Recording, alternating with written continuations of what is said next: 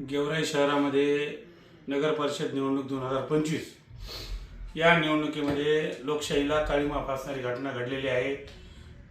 दुबार मतदाराने एका शिक्षक असलेल्या व्यक्तीने, सुशिक्षित असलेल्या व्यक्तीने परमनंट ऑर्डरच्या आमिषापोटी एकाच मतदाराने एकाच प्रभागामध्ये दोन वेगवेगळ्या बूथवर मतदान केल्याची घटना प्रभाग 2 मध्ये आढळून आलेली आहे।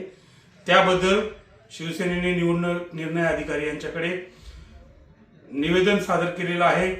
त्याची तक्रार पण दाखल झालेली आहे। त्या व्यक्तीला कठोरात कठोर शिक्षा होईपर्यंत शिवसेना शांत बसणार नाही।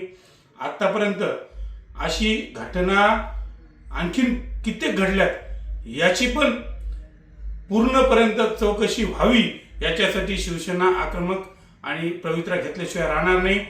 या व्यक्तीला कुणी आमिष दाखवलं, कुणी त्याला